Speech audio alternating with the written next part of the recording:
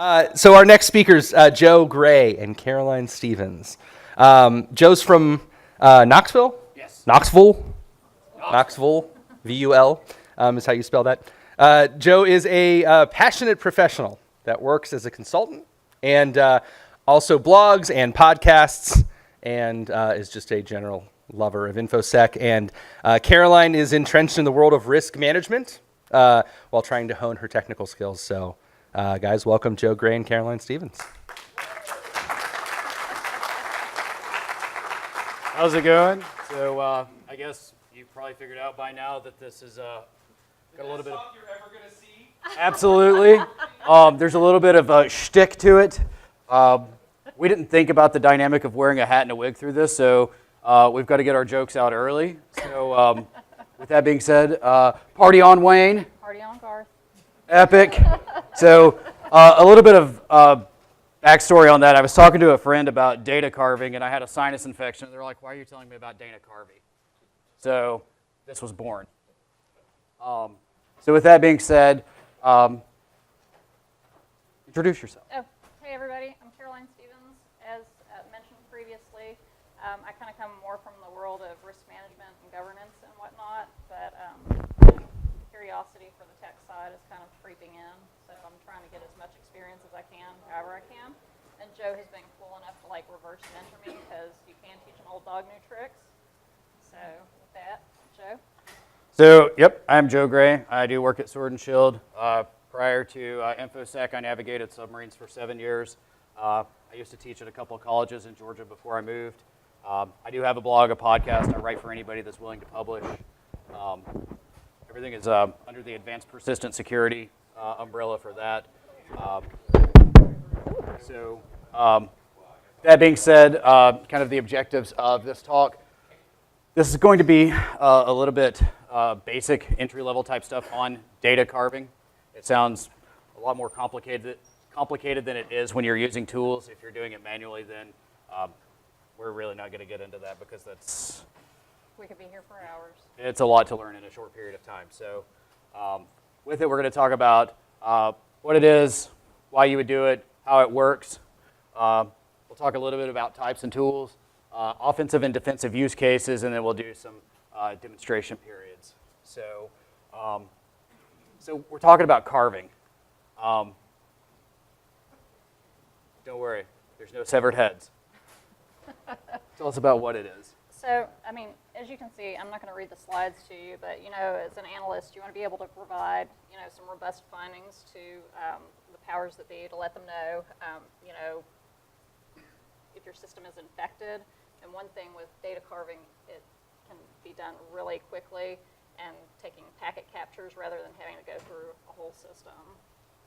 Alternatively, you can also use like a disk image, like a DD or an IMG file, and use a tool to reconstruct an operating system. So you may have a forensic image of something and you want to see what files exist on that system. That is definitely a way to do so as well, which we'll see a little bit later. And basically, it's all going to revolve around specific key principles and aspects of files and the properties of the files. But at the end of the day, it's all about saving time. And we've got a little surprise here, just because. Hi, Chris. How you doing?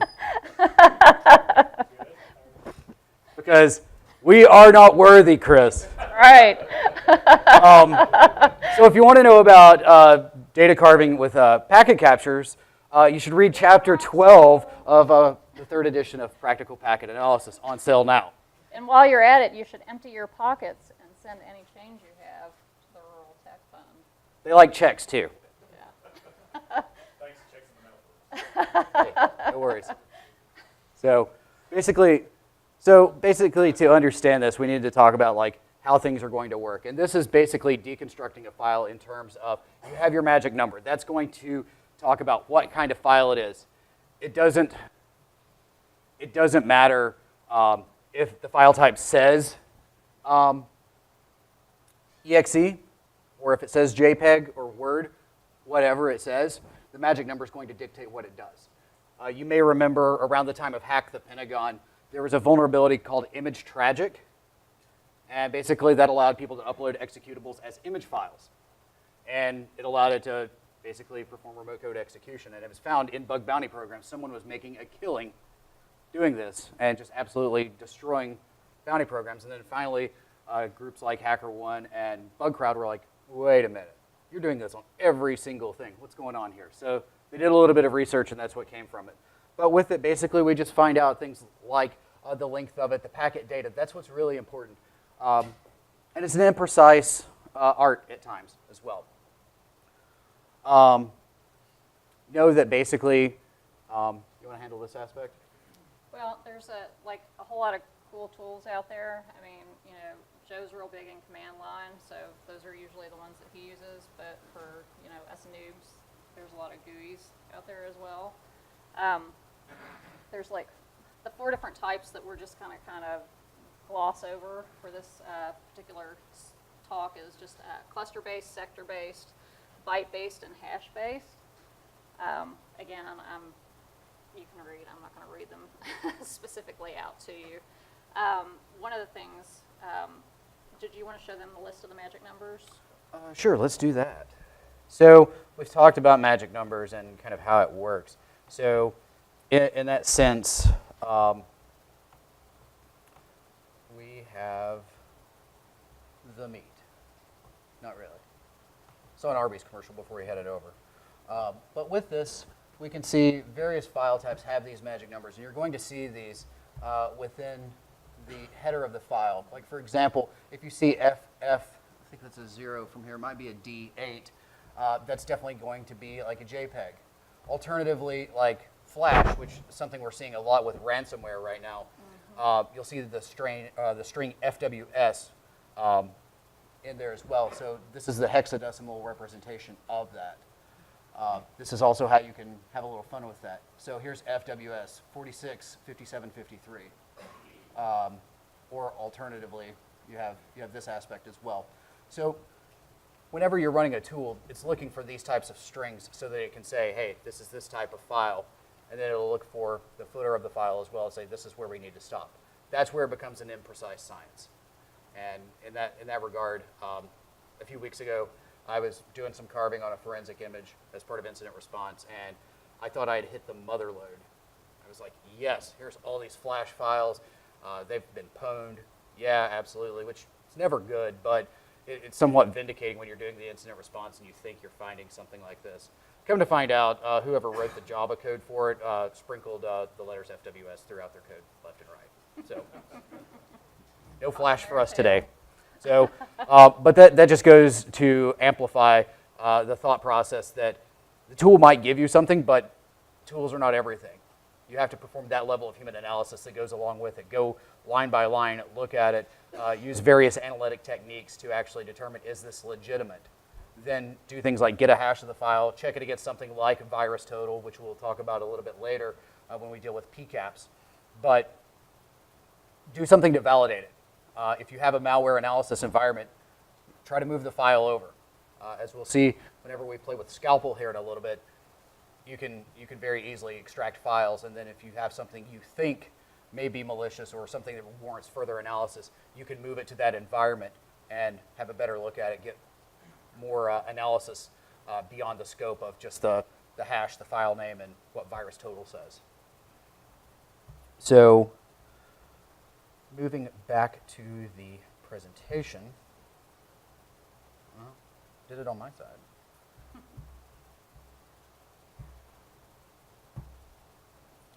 So with that, it's a good time to start talking about Scalpel. So there used to be a tool called Foremost. And the author of Foremost is actually, if I'm correct, speaking in NOLACon this weekend. His name is Dr. Golden. And basically, it kind of started to die off. So Scalpel came along. It's maintained by the same organization that does SleuthKit and Autopsy, which is a ridiculous toolkit that just allows so much analysis on so many levels. We're not going to get into that on this one. We mentioned those and volatility later on, but Yeah. as far as this talk goes. To have an hour-long talk with a demo, there's no way. It's a very robust framework. SleuthKit being the backend, Autopsy being the GUI. But with it, we have capabilities as shown on the screen. And then basically think about it. How does all of this done? The next to last bullet sums it up. It's regular expressions looking for magic words for the headers and the footers. And that's where you can get messed up. That's why I thought I was finding flash files in a code written in Java. When you see FWS 3 lines below something .class, that's a pretty good indication it's probably not. It's not the droids you think you're looking for. So with that, another one would be FTK, Forensic Toolkit. We're not going to really get too heavy into that one either. We wanted to try to stick with a very small tool set as opposed to just playing tool roulette. But it's considered industry standard. There is a free imager, Imager Lite, that you can use. It has a lot of capabilities alongside Scalpel. It's just a matter of choice. FTK is more GUI based. Obviously here you can see that there are capabilities of command line operation, but it's not really what it's known for. There are capabilities to integrate with other tools. Volatility is using command line in Python. Autopsy is Team GUI based, and SleuthKit's command line. Those are all OS, so you can download them and use them today. Absolutely. So, and then if you want to know more about volatility, it's definitely a very robust product. Andrew Case is heavily involved in that. I think he's also speaking at Olicon today. I know he's active in BSides New Orleans as well. So let's think for a moment kind of about use cases. What we've talked about so far has been solely defense. So you have a packet capture. You want to know what people in the network were doing. So you have the packet capture. You can carve things out. Okay, well, this is how this ransomware ended up on our network. Here's the host it came from, so forth and so on. Or we have a forensic image. What kind of files were there? What can we reconstruct? Okay. So in thinking about this, and this was before WannaCry brought everyone to tears, but-tis. I really wonder what Tears for Fears have to say about it, to be honest. But anyway, so what if you were in a situation where you had achieved some man in the middle? So you've done some sort of ARP flooding, you've found a span port, you've got physical access to their Gigamon, something to that effect. So in theory, couldn't you use this for a defensive purpose? Couldn't you get between a file stream between a workstation and, say, a file server, capture the SMB packets, and then, boom, you have the file. We'll go over this in just a little bit, but it's definitely not just a defensive tool. It's not something like a UAC bypass that you're going to see in an offensive scenario, but it's definitely something that you could use offensively if you were in a situation that required it. So I guess in summation on that one, carving and PCAPs aren't just for defense anymore. They really never were. So I think it's giving old Wayne here a headache. Yeah. So that being said, we're going to shift to the demo period. I hope we've appropriately sacrificed to the demo gods, because that, it's truly a thing. Just shifting the screen here for a moment.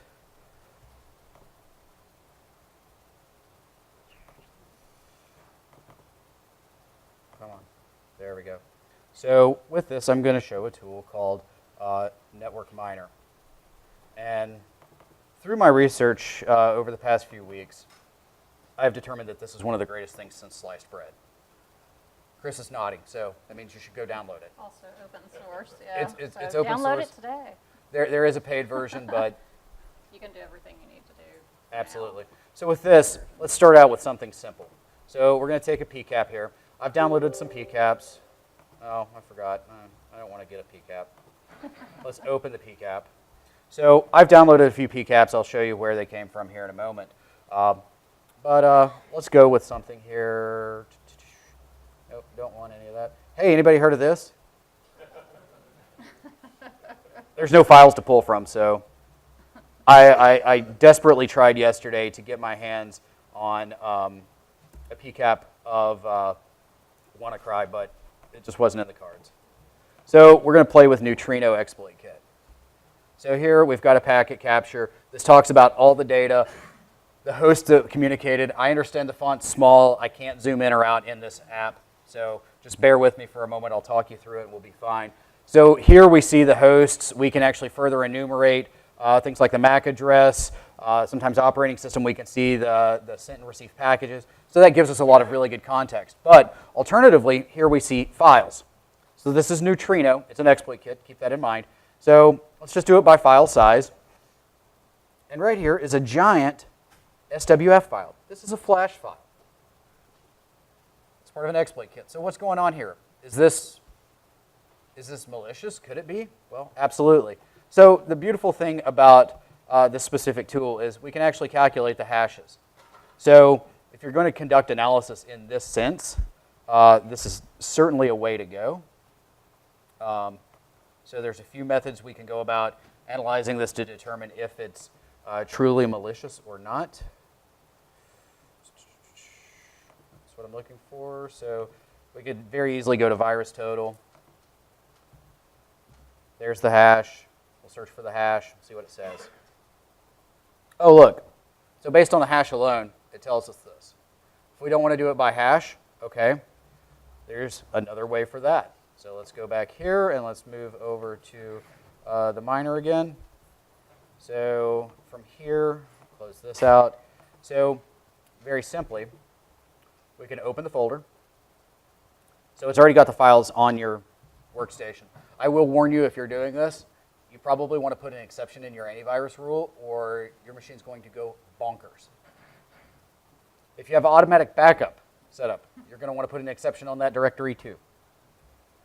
Or do it on a malware analysis station. That's another option as well. So we're going to move back to virus total. We're going to choose the file. So in this case, we're already there. It's the same file, but we'll go with the one from today. And we'll scan it. So 23 of 56. Chris, do you think that's a high enough number? Would you say with good confidence this is malicious? I would say it definitely works. There you go. So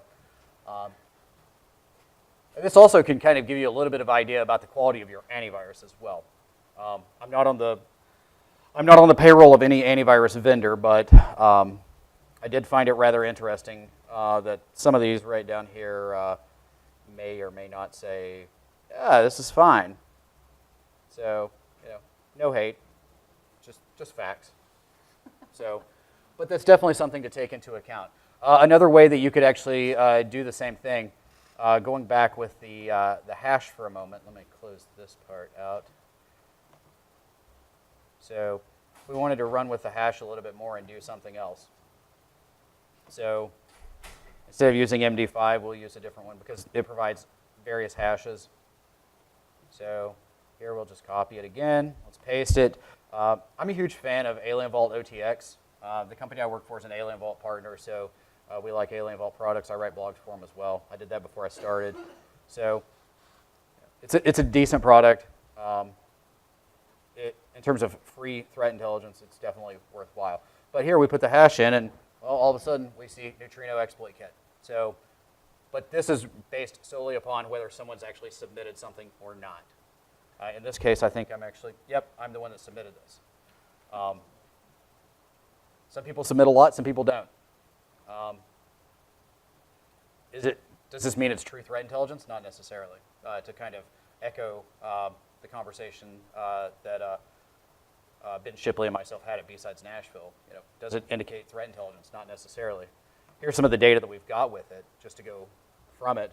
I took the data that I collected in Network Miner and got a little bit of additional data from SANS, but for the most part, right here we get this from NetMiner.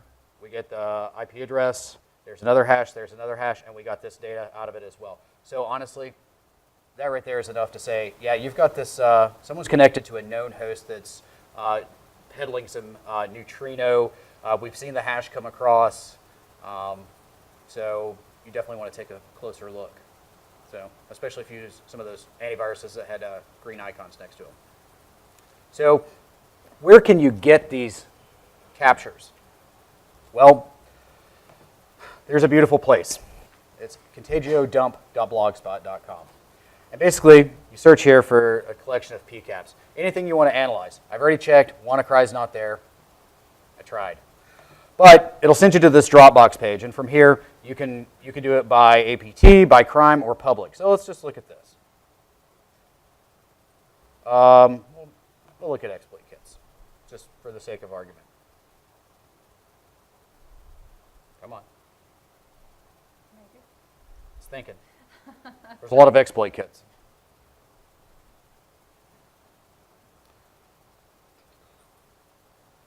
And wouldn't you know, the internet's going to get a little wonky on us. Fear not, though. Let me go ahead and let's search for CFREDs. So to move to like file system level data carving, NIST has a project called CFREDs. And here's a beautiful thing about this, if it loads. I'll tell you about it until it loads. And if it doesn't load, then there's the URL. There, it's loaded. So with it, if you're going to test a tool and you want to determine the validity of does it work, or you're trying to learn how to do this because you're just starting out. So like I said, I've been in InfoSec for quite a while, but I've not been doing this stuff in InfoSec for a very long time. So I had to come across a lot of resources to learn. So in doing so, you have your stuff here. Again, it says tool testing, equipment checkout, staff training, proficiency training. So here you can actually look and see, here's some file carving images. So with these, there's your DD file, which we'll discuss in a moment. And it tells you exactly what file types you should expect to see in that.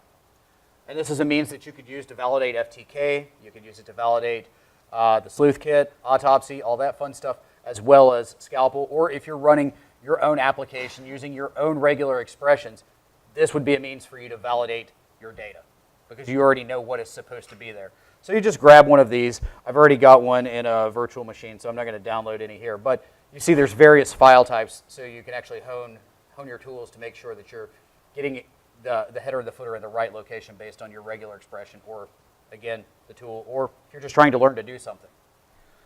So let's check the Dropbox again. Okay, so it's up. So here we see various types of malware, and it's grouped by year and month and all kinds of stuff there. I really don't want to download one of these and have to unzip it to look through it. Yeah.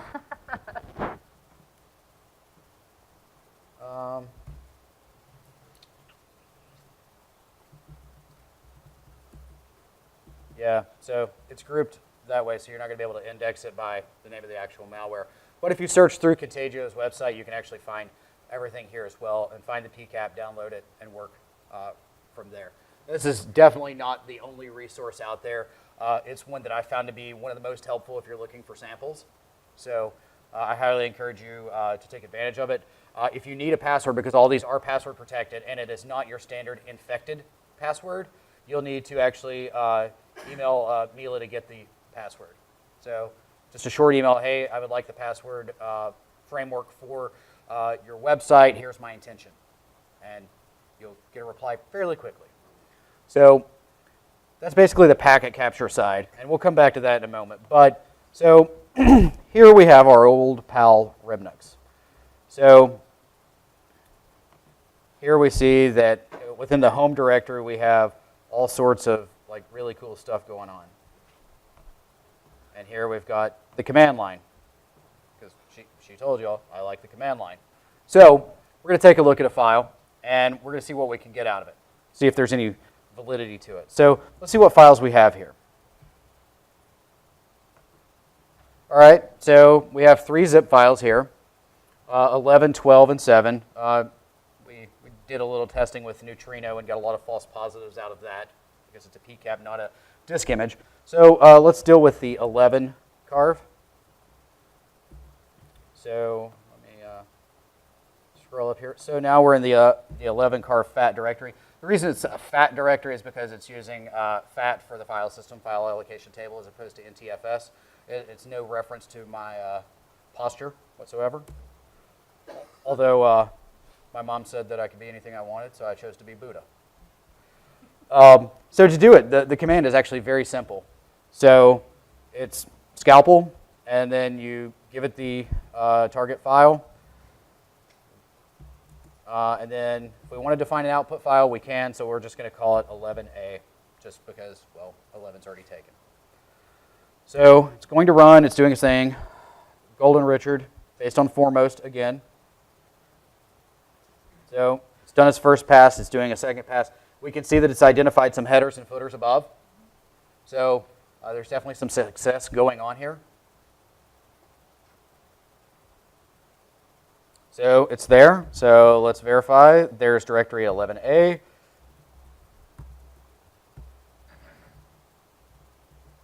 So here we are. We have all these awesome directories. So here we see doc, GIF, JPEG, movie, and so on. So now we have these files. Can we validate that they're real? And this is the reason why Remnux is a good option for this. So as much as I like to be command line all the time, sometimes you just have to go GUI. So we're GUI. So let's go into the 11 directory again. So here we go. So in order to do this, I had to install a few pieces of software, LibreOffice. Let's see, what else? Nick is a pretty man with a document. So the person who created this file, his name was Nick, and he wrote an academic paper in 2003. So that's where the reference to this comes from. But in that same sense, VLC, a PDF reader, and LibreOffice was the three things that I needed to install on top of this to be able to get this analysis out of a vanilla Remnux installation. So there's a document file. Here's a movie, perhaps. Come on.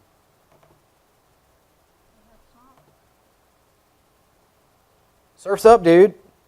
So here we have recovered a movie. So we have that. So we see that file type. What's this? Oh no. False positive, that's what it is. It's a shark! So obviously whoever had this image, they like the ocean, they could have been in Hawaii, all sorts of fun stuff there. Let's take a look at some PDFs here. If anyone needs some light reading, here you go. So yeah, so this was within the file system as well. And all these things were recovered using Scalpel. Again, sometimes it's far more accurate than other times. It just depends on how well the regular expressions built within the code actually work. So moving beyond that example, let's go back to Network Miner for a moment. Let's stop looking at William. We'll clear everything out here. So, show of hands, who in here is in a more offensive security type role? Red team type stuff. A few? Cool. So, here's something you can take back to the office. Score you a man in the middle, and then let's work it through here. So, here we have SMB Putty Xfer. So, we already know SMB1 is work of the devil. We don't need Bobby Boucher's mom to tell us that. But, so upgrade to SMB version 2. You'll be safe, they say, right? You've attained man in the middle status already. So notice on the bottom of the screen, I do have Putty installed. Putty is not currently running. But look, we've carved Putty out of this communication.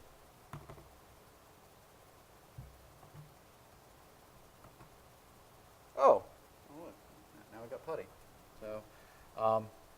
So in theory, if you were able to interact with a session that was transferring, say, I don't know, nefarious document talking about sensitive business practices that could be potentially damaging if found on WikiLeaks, for the sake of argument. That's the file name. I don't know who would do that, but just in case, you know. There's a few companies that may have heard of that website before. But with that being said, you come across this and you want to make sure that, hey, you know, we might want to do something about this. Or alternatively, hey, this is a pen test. This looks really juicy. I bet they'll like to see this in their report. So You carve it out. If you have the right software, you can open it, you can look at it and be like, ooh, they're cutting their pen test budget next year. You might want to keep this quiet. I'm just kidding. You should always divulge. But that's just what you can do with it. It could be a Word file, it could be PDF, executable, whatever. So a question you might have, though, seeing as I have packet captures for like Eternal Blue as well, we can take a look at that as well and kind of see how it goes. So let's look at it on an unpatched Windows 7 machine. I forgot to delete everything out. Hang on.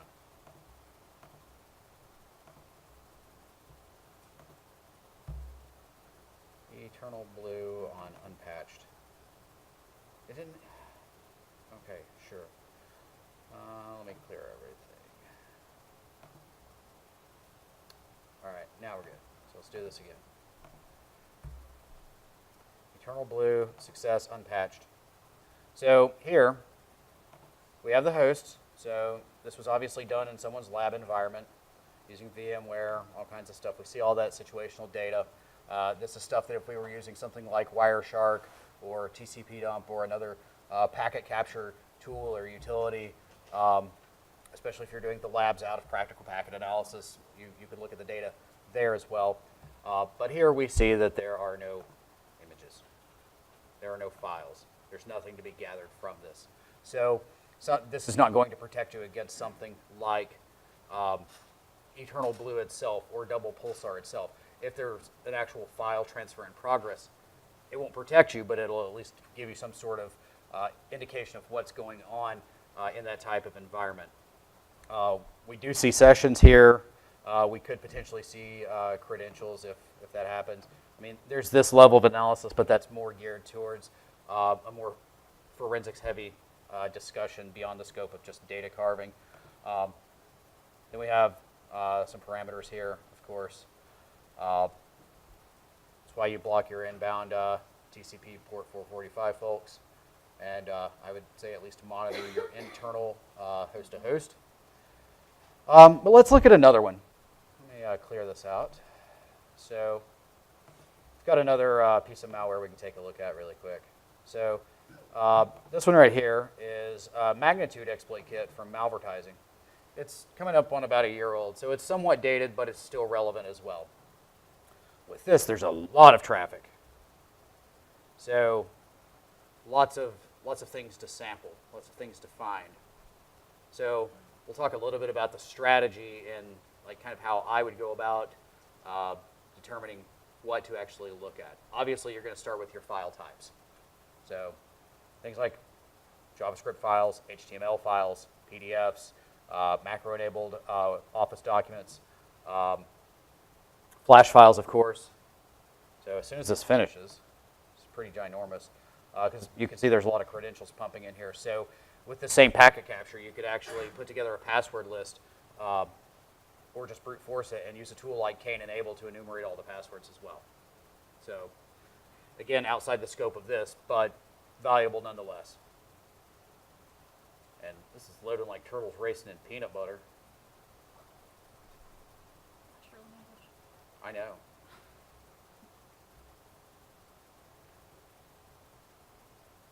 I've got more, to not have children, I have a lot of dad jokes. So while we're waiting for it to load, I'll tell you a funny dad joke if you want to hear it. What do you call a fish with no eyes? A fish. I'll be here all day. So here we have all these files. So what's going on with these files? So we see where they're coming from. We see where they're ultimately going to. I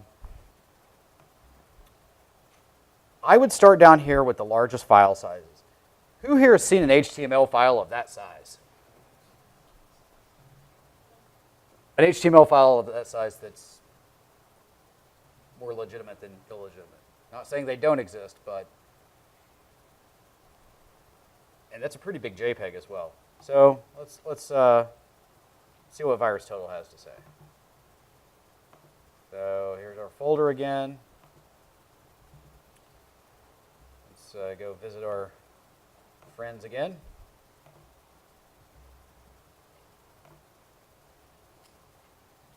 choose our file. Very simple process, and I mean, just based on doing this alone, it's definitely prompted me to try to step up my game in learning more and actually getting into things like malware analysis. So I repurposed my old laptop as a malware analysis station. I'm not fully complete with it, but I'm there. 5461. So there we go. It's a pretty safe assumption that that may be one of them. And it's associated with Cerber ransomware. Anybody want some Cerber ransomware? Not to be confused with like Gerber baby food or servers. But yeah, so you have that aspect. Where's another place you could actually get these types of samples? Well, I might just have a place. So, assuming it actually loads, there it goes. So, I set up a honeypot network. So, I use DigitalOcean. This is very low cost, really. It's only as expensive as you make it. It's a better way to put it. And I deployed some honeypots. I used MHN to do this. So, got a bunch of sensors, and you'll see there's a lot of the host names are very original. So everything's either vanilla or Loggy McLaugerson. The purpose of Loggy McLaugerson, that is the host that's actually doing this. So that's where this GUI is from. But in addition to this, Loggy McLaugerson actually polls all the vanilla servers daily and pulls data that I've written scripts to parse IP data out of for IP reputation data. The next step to that is I'm going to be correlating that the IP data with specific ports. So these are the ones going after SMB. These are the ones that are going after Secure Shell. Here's the ones looking for Telnet. Here's the ones going for MySQL, so forth and so on. I just haven't had the time to put that together quite yet. But that's definitely the next step. Here's another cool thing. Here at the bottom, we see this thing called DNA. I think that's pronunciation. Not sure. Anybody familiar with this? Okay. So here's the cool thing about it. The name is actually, I don't think it's the species. It might be the family or the phyla of which the Venus flytrap comes from. So there's definitely a little method behind the madness of the name. It's not just a bunch of jumbled characters like we too often see. And obviously, it's too well thought out to be from NSA or CIA. It's not eternal anything or extra anything. So from here, we can actually analyze the data. So here's the types of attacks that these honeypots have seen. So here we have, there's the bear. They're probably offering us a little vodka.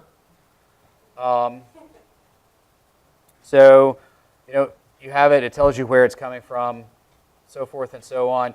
And with this is the same data that I'm polling to actually make the IP reputation list and specific firewall rules that I'm using within the architecture. So really low overhead. But here's another really cool aspect of this. And this is all on GitHub. If you look up MHN, Modern Honey Network, that's where you'll find it. And I'll show you how to deploy this stuff. It is ridiculously easy. My mom is as anti-techie as possible, and I think she probably could deploy this. It's as easy as copy and pasting. So with it, we can look at the filters for Snort, Suricata. I have one running Suricata, so we can get the data on that as well. And they're just based on Snort or Suricata rules. So it's just giving us a little bit of insight. But here's the one that I'm particularly fond of. Here we have a malware sample. So if you go to the file structure of this actual host and go to the var DNA binaries directory, you can actually extract the file out, move it to another system, or that system if you so choose, and conduct your analysis on it. So that would be your analysis, not your analysis. I realized after I said it that I kind of fumbled up on the words. But with that, here we see, here's the source port, or source address, destination port, so this is SMB. As soon as I saw it was SMB, I was like, oh boy, I have hit the jackpot, I have got some WannaCry, and then I cried when I found out it wasn't. I took the hash, I went to VirusTotal, I checked OTX as well. There was nothing in OTX at that time.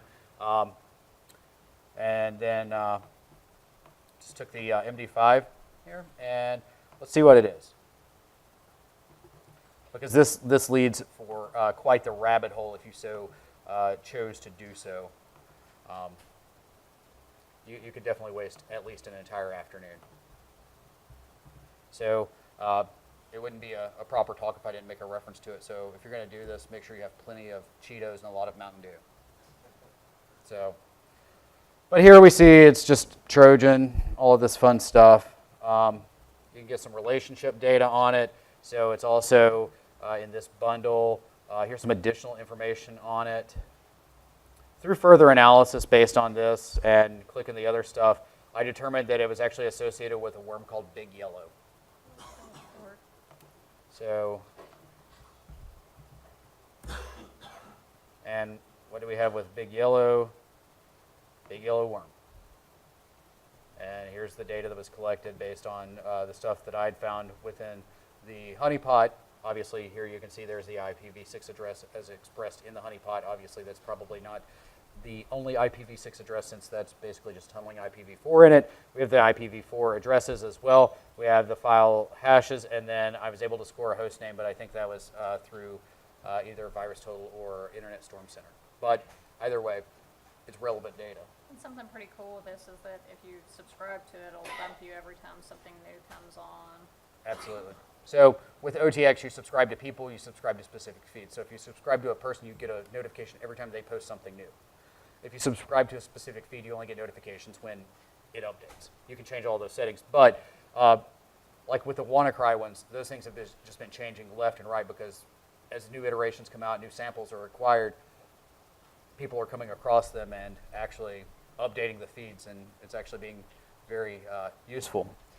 With this, kind of independently of the file carving aspect of it, if you use Alien Vault USM, you can plug this directly in. If you don't, you can actually use the API to write it in, I believe, taxi format and import it into your SIM that way, if you so chose.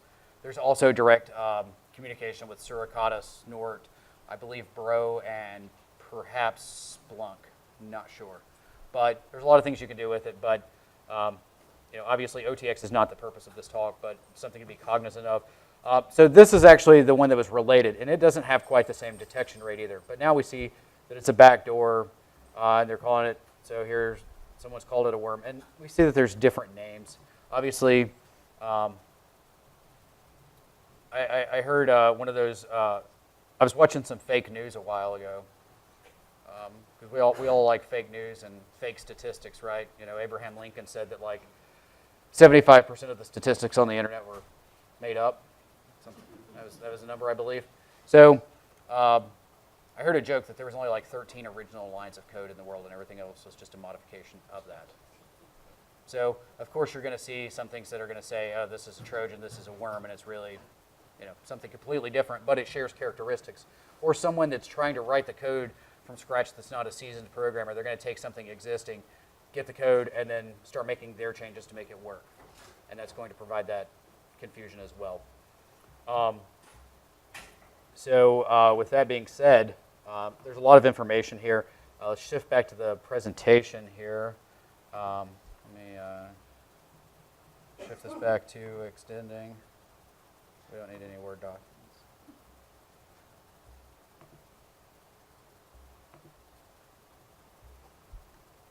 One moment.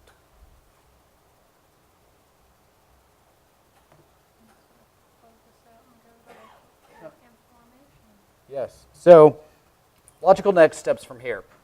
So, given this information, where could you go from here? Obviously, you could use things like CFREDs.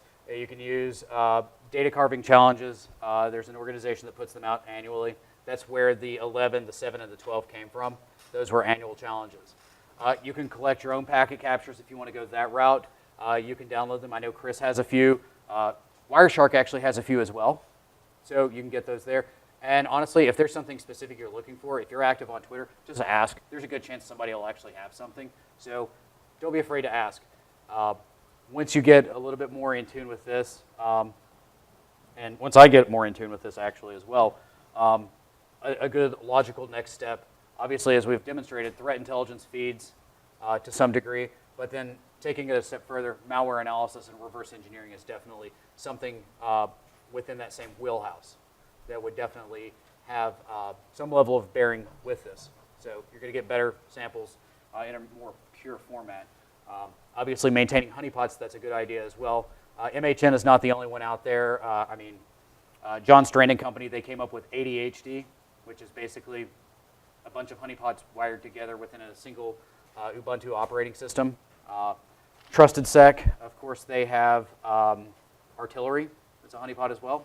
So there's no right or wrong answer with that, but that's a good place to get your samples as well. So transitioning into contacting us, how can they contact you since you didn't put a slide in? Well, my Twitter handle is cxstevens, or you can get a hold of me at ctstevens613@gmail.com. And that's PHENS. Thank you, Chef. Hey, no worries. Here to help. So I'm at C_3PJoe. I also have at ADV PersistSec for the podcast, the blog, and all that fun stuff. I'm on LinkedIn. You can email me, jgray@advancedpersistentsecurity.net. There's my Sword and Shield email as well, bjg@SwordShield. If you're interested in contacting Sword and Shield, email secureme@ or call the number that's not on the screen. But if you want it, see me afterwards, I'll give it to you. I'm not here to sell. But we are hiring. For the most part, we're looking for someone in the Knoxville, Tennessee area. But if you're qualified or feel that you're qualified, send your resume. And the idea of a remote worker is not lost at this time either. Another thing, I don't have a slide for it. October 17th and 18th, there's going to be the Edge Security Conference in Knoxville, Tennessee. You may be in the room with 2 of the speakers, perhaps. One may have something to do with a tech fund and a book, or several books. It's not been announced yet, but I know it's been formalized. I feel comfortable dropping that hint. I'm probably also going to speak there. It is a kind of a pricey con, but if you're a college student and you're interested, we're going to be running a blog scholarship. So we're going to take submissions, and if we like your blog, we'll publish your blog on the Edge Security Conference website, and you'll get free admission to the conference. The 2 keynotes, well, actually 3 keynotes, we have Miller and Vlasic, the guys who hacked Jeeps, and his name is lost upon me right now, but he was a major general at Cybercom. He's keynoting day 2. So it's going to be a pretty good conference, a little bit offense, a little bit defense, something pretty much for everybody, be it technical and more managerial focused as well. Do you have anything else to add? Not a word. Not a word. Any questions? Yes, sir. Rimnux, that is a reverse engineering malware specific Linux distribution curated by SANS. So if you were to take SANS Forensics 610 reverse engineering malware, a majority of the work is going to be from that operating system. So it's got a lot of the tools built in to be able to conduct some level of analysis. Obviously, in some cases, you're going to need Windows hosts to do certain things. But that's basically what it's for. You can also seamlessly integrate it with the SANS Investigative and Forensics Toolkit SIFT. You can install it on top of SIFT or SIFT on top of it. But they're both SANS DFIR Linux-specific distributions. So one more for forensics, one for malware. But they're both free, so if you just search for Rimnux or SIFT, you can definitely get that pretty easily. It's definitely a pretty good tool. Any other questions? Yes, sir. Yes. And even if it's not, you can either build it from source, or if you're on an Ubuntu platform, it is in the repo path, so you could just apt-get Scalpel. So I think you can do the same thing with SleuthKit and Autopsy. But that's a little bit more advanced. Like I tried to do a lot of work with SleuthKit leading up to this talk, but thanks to WannaCry and a large client of ours needing some additional time, I basically ran out of time to be able to actually get that together for this. So, yes, sir. I'm sorry? On a flow? Yeah. So it would have to be on the actual disk image. If you're going to do something like, when you say flow, you mean like a packet flow? With that one, that's when you're probably going to want to do something like Wireshark having a timed interval to where you can actually create a new PCAP every 5 minutes, every hour, every whatever. Then that's when you're going to want to use Network Miner for that because it's more geared towards packet captures, where Scalpel is more towards disk images. Any other questions? All right. Thank you very much. Thank you. You've been great.